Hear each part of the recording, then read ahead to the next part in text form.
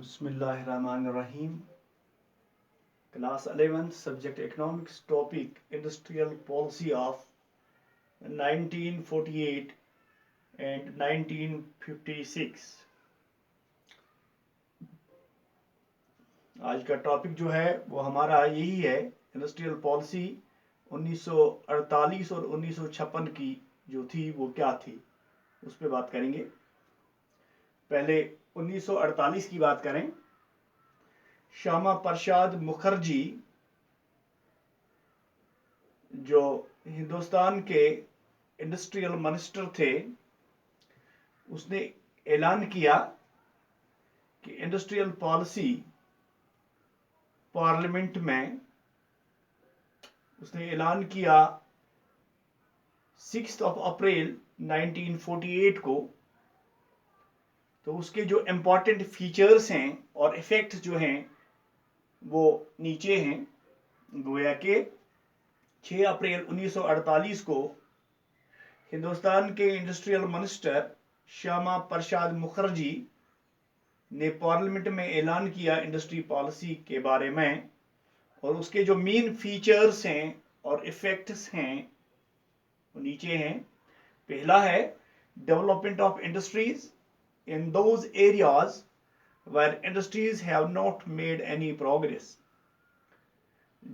उन इलाकों में जहां इंडस्ट्री ने अभी कोई तरक्की नहीं की, वहां इंडस्ट्रीज को की डेवलपमेंट के लिए काम किया जाए। दूसरा, development of Indian economy as a mixed economy. Hindustan की इकोनॉमी जो है इसको बहस्ती मिक्सड इकोनॉमी के तौर पर डेवलप किया जाए, इसकी डेवलपमेंट की जाए।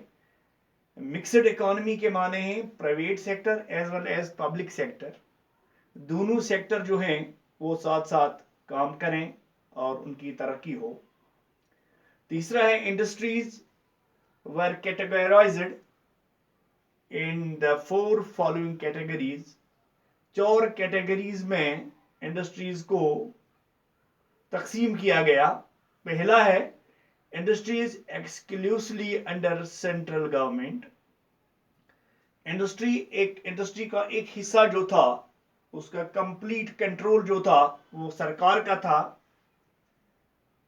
तो जो वाइटल इंपॉर्टेंस, जिनकी ज्यादा अहमियत जिन इंडस्ट्रीज की थी, वो सरकार के तहत वो काम करेंगे, इंडस्ट्रीज ऑफ वाइटल इंपॉर्टेंस।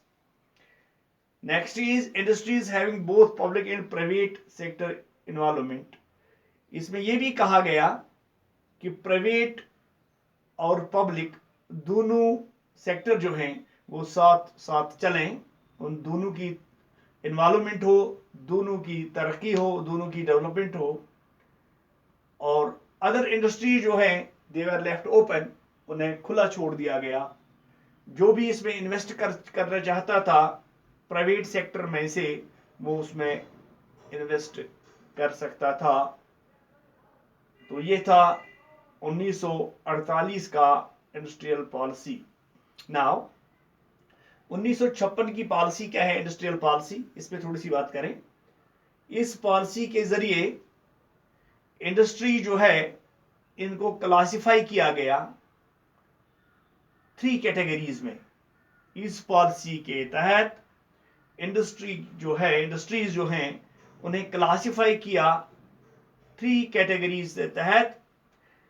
पहला है schedule A, industry that is 17। इस शेड्यूल ए के तहत 17 इंडस्ट्रीज थी। 17 इंक्लूडिंग इसमें क्या क्या बनता था, क्या क्या मैन्युफैक्चर होता था। That is arms and emanations, atomic energy, heavy and core industries, railway, oil, aircraft, shipping etcetera were kept under the control of the government।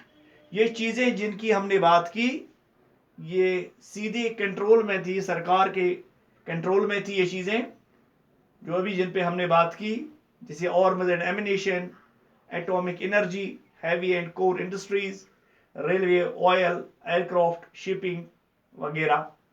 दूसरा है शेड्यूल बी, इनमें 12 इंडस्ट्रीज हैं, इनकी तादाद 12 है, जिनका डायरेक्ट कंट्रोल सरकार का ही था, लेकिन इसमें प्राइवेट वालों को भी उनसे ये कहा गया कि वो भी सप्लीमेंट में एफर्ट्स करें पब्लिक सेक्टर के साथ, वो भी कोशिश करें, वो भी कोऑपरेट करें गवर्नमेंट के साथ।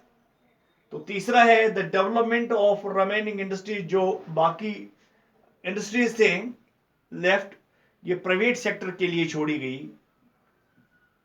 तो लेकिन इसमें एक शर्त थी, subject relevant regulations and legislation. Now, this policy recognized the natural interdependence of public and private sectors. ये पॉलिसी जो थी 1948 की और 1956 की इंडस्ट्रियल पॉलिसी, इससे ये कहा गया कि ये दोनों एक दूसरे पे इंटरडिपेंडेंट हैं, means private sector and public sector.